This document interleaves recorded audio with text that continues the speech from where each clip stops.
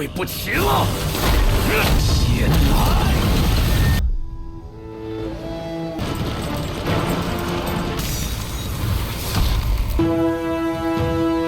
此处为一听，一生难遇。走了。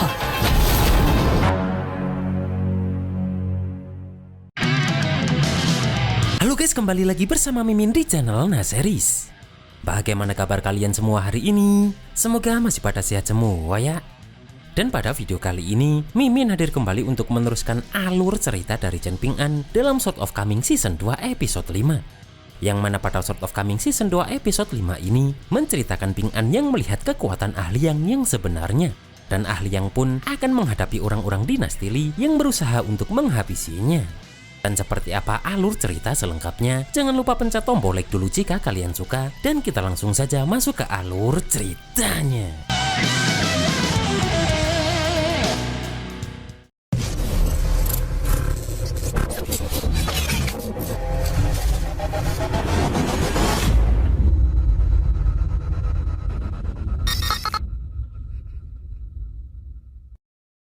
Di sini pun ahli yang teringat saat Chi Jingjun masih remaja dan mengatakan jika belajar tidak ada gunanya.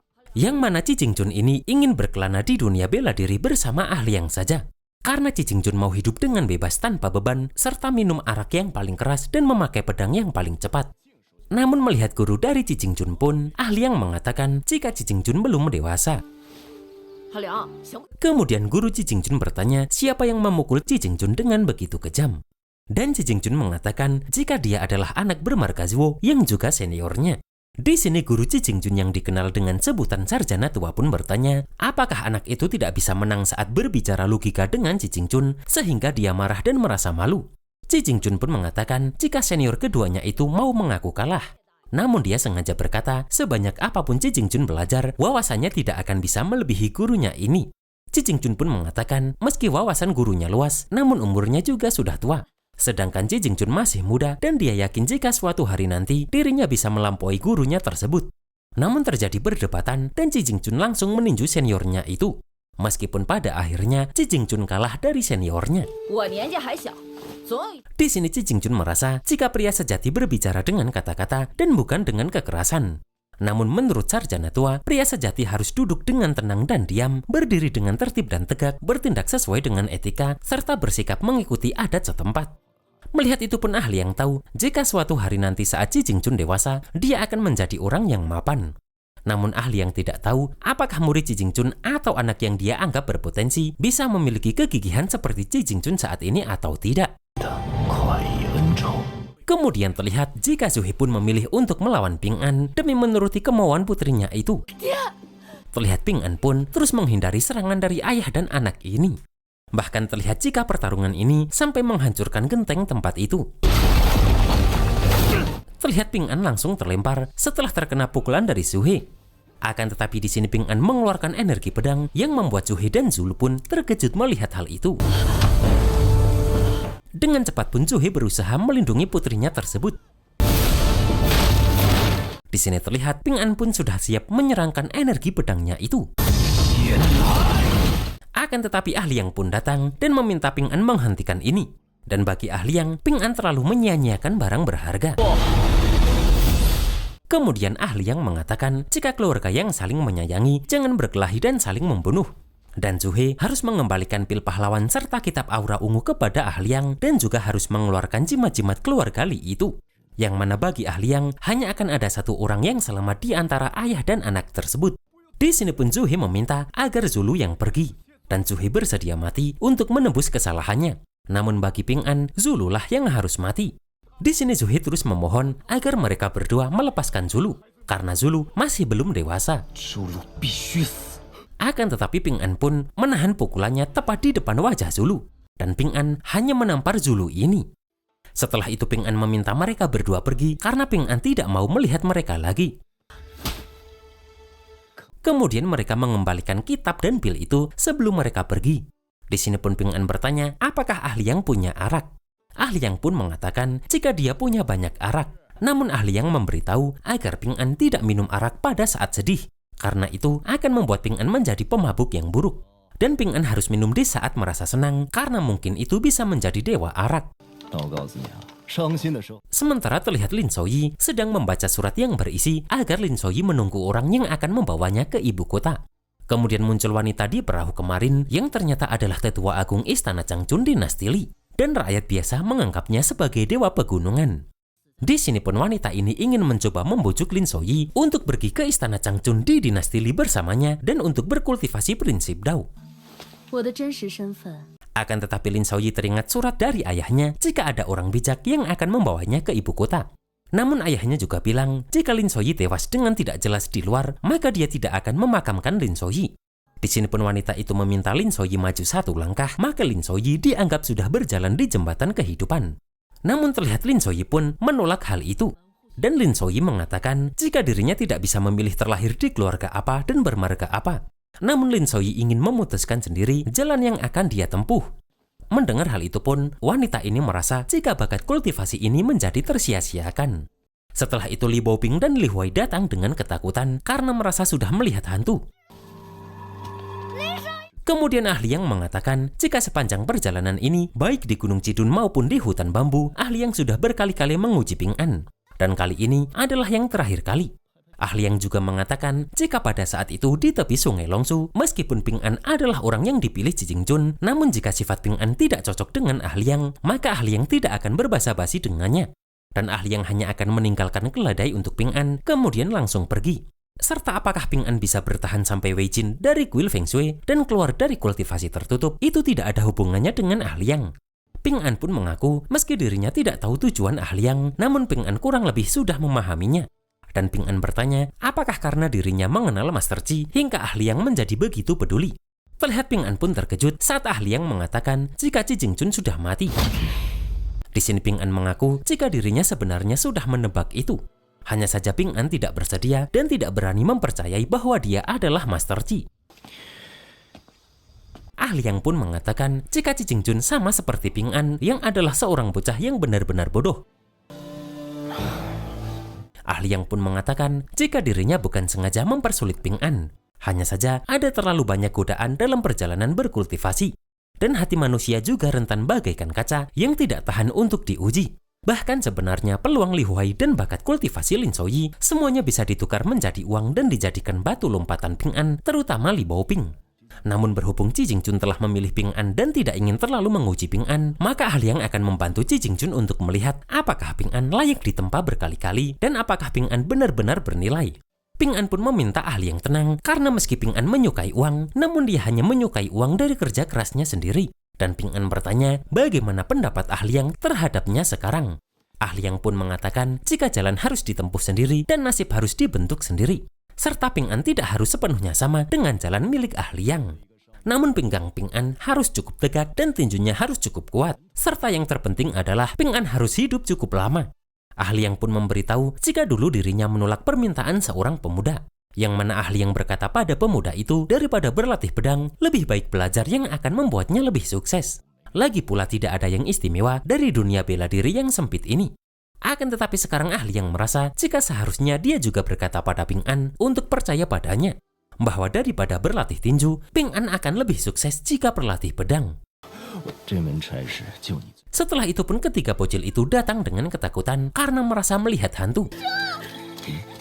Kemudian terlihat jika para penduduk ketakutan dan masuk ke rumah mereka masing-masing, melihat banyaknya prajurit dari dinasti Li yang mulai memasuki kota ini.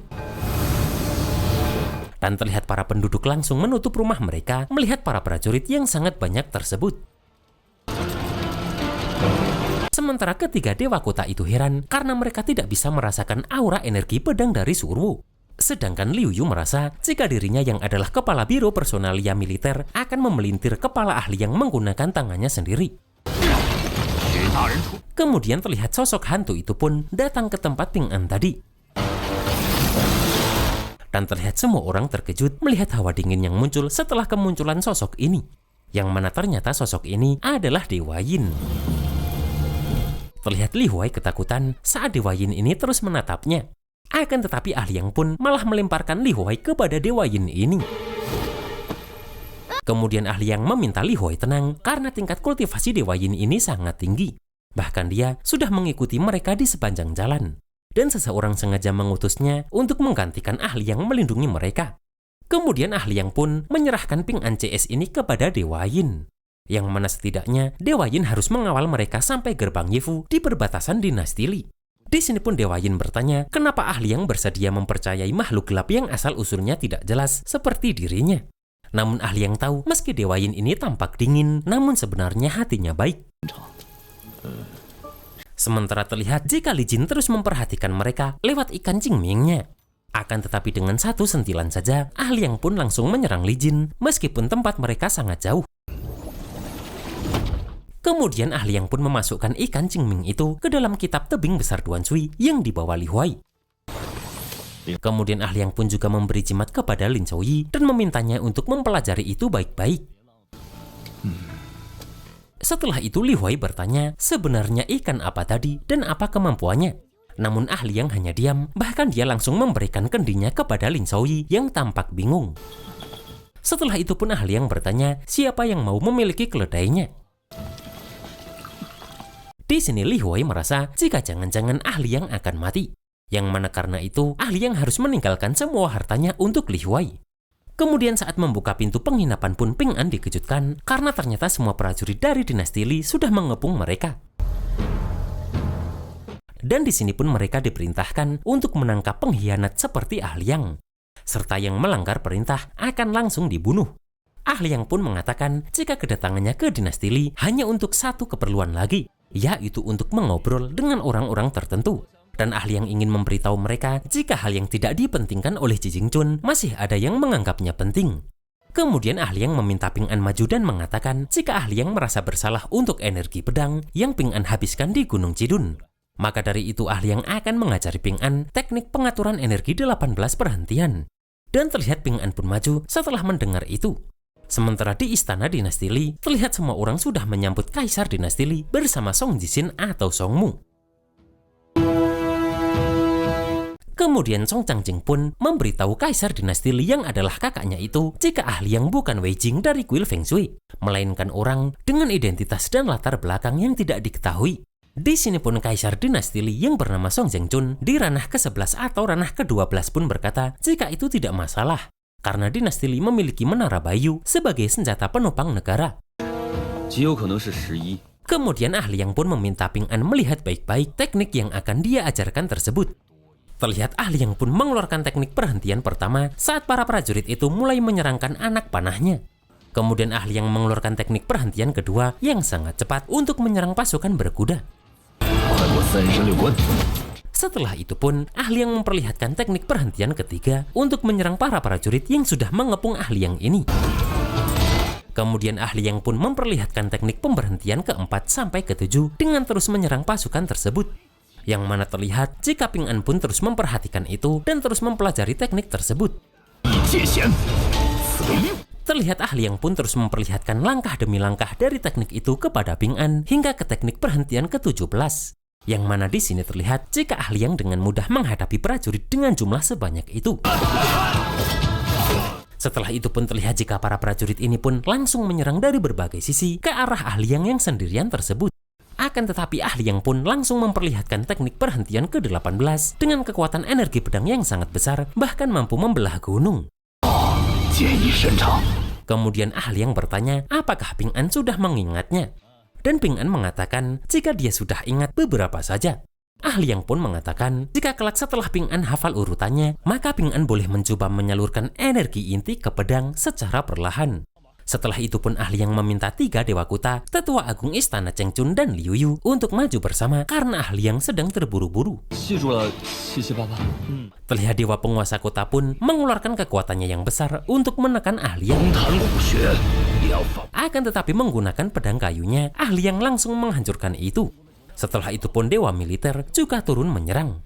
Namun ahli yang pun juga mampu menghancurkan itu. Kemudian Liu Yu pun menyerang ahli yang menggunakan teknik naga dan harimaunya. Akan tetapi ahli yang langsung melemparkan Liu Yu ini karena ahli yang tidak senang melihat Liu Yu yang meniru Master Wan dengan menato gambar naga dan harimau di tubuhnya. Setelah itu pun ahli yang langsung menendang Liu Yu ini hingga terlempar sangat jauh hingga sampai ke Gunung Cidun. Sementara Surwo merasa dirinya bodoh karena saat dirinya bertemu orang yang paling dia kagumi di dunia ini yaitu Ahliang, Surwo malah tidak sempat menanyakan satu pertanyaan pun. Kemudian terlihat jika Song Zhengchun membawa Songmu anaknya itu ke tempat 12 pedang di Menara Bayu tersebut. Terlihat Songmu ini pun langsung memasukkan kekuatannya ke dalam 12 pedang tersebut. Kemudian Song Zhengchun bertanya, apakah Songmu tahu kenapa Song Zhengchun melakukan pertarungan ini? Di sini pun Songmu merasa jika itu karena ibunya ingin membunuh Ping An. Song Zhengchun pun memberitahu jika api di tungku naga Gualizu berkobar dahsyat dan menghasilkan satu demi satu porselen kelahiran. Kemudian berbagai faksi berjual beli gunung dengan dinasti Li dan membagi wilayah. Yang mana karena itu kantong koin esensi emas terus masuk ke kas negara dinasti Li. Dan penghasilan keluarga Song dari mengelola Gualizu selama ratusan tahun telah dimasukkan ke Menara Bayu semua. Song Zhengchun memberitahu jika Menara Bayu ini adalah senjata pembunuh terbesar milik dinasti Li. Dan karena pertarungan ini harus dilakukan, maka dinasti Li harus memberitahu seluruh provinsi Baoping Timur. Yang mana jika ada dewa di gunung yang berani menentang dinasti Li, maka dia harus memikirkan akibatnya dulu. Sementara Ahliang merasa jika kaisar dinasti Li ini ternyata cukup menarik setelah melihat energi dari menara itu. Dan Ahliang memberikan kendinya kepada Baoping yang adalah termasuk labu pengasuh pedang berkualitas sangat tinggi di dunia. Kemudian Ahliang pun meminjam pedang Xiangfu milik Baoping sebentar. Di sini pun Baoping meminta Ahliang tidak usah mengembalikan pedang itu jika pedang itu rusak, karena mereka adalah teman. Di sini pun Li Huai berniat membantu Ahliang melihat Ahliang ingin berkelahi lagi. Akan tetapi Li Huai hanya akan membantu menyemangati Ahliang saja. Ahliang pun mengatakan jika dulu dirinya memberitahu mereka bahwa Ahliang sangat kuat dan teknik pedangnya sangat tinggi. Namun mereka tidak percaya dan merasa Ahliang sedang membual. Dan Ahliang mengatakan jika seumur hidupnya dia tidak pernah membual. Di sini pun Ahliang meminta Dewa Yin untuk melindungi anak-anak ini.